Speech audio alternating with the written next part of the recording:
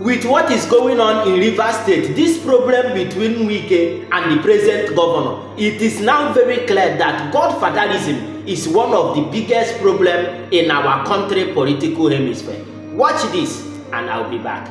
Because even if I have an agreement with you prior to me becoming elected and all that, and at some point, you're not even allowing me breathe, you're suffocating me at this particular, at the point I will revolt.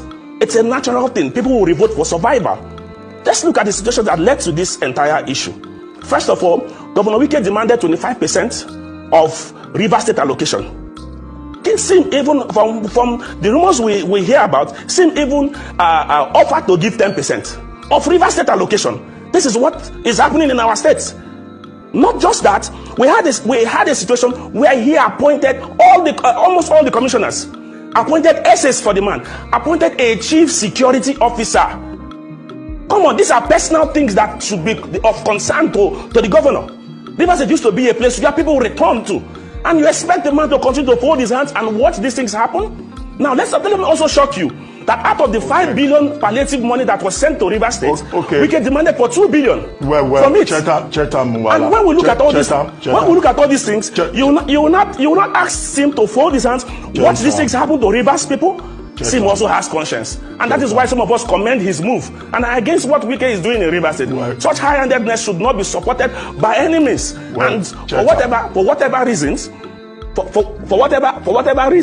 whether there was a prior agreement or not, such a thing should not be seen in Rivers State. And I commend him for this particular action. Any godfather who actually intends to control his godson or whoever it is he has brought into power by crook or hook, should never continue with that particular arrangement. This is it. Let's say that this information are false because we did not verify it. We've not heard from Wike himself. But don't forget, there is no smoke without fire. So let's talk about it. Now, this is a particular problem some of our politicians are facing, or political appointee. Now, instead of you to work for the benefit of your people, you are now working to please your godfather, the person that put you into the appointment you are. Even if it entails taking your people's money to make sure you please the person that put you into the office, you will do that to avoid issue. Now, this is what is going on in Rivers State. Now, how can someone will not be in a government but will be the one that will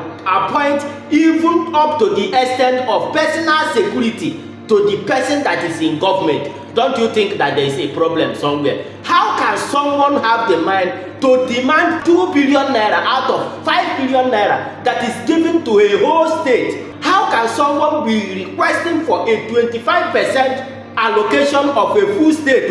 He is still receiving his salaries or benefit from the state, but he's demanding 25% from the full state allocation. Don't you think that there's problem somewhere? And like I said before, this is part of the problem some of our politicians are facing. Instead of them to work for the people, you are now working to please your guy who put you into that particular office. How is the state going to progress? Now you begin to hear that there is no money to do this one. Every money that is coming inside, you are giving it back to the person that just left office, that is still collecting benefit from the same office.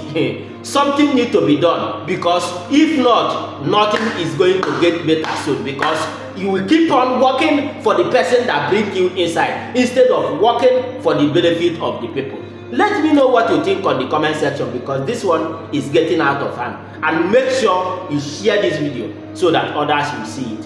Thank you for listening and for watching. I'm gonna see you on the next one. God's will, signing out.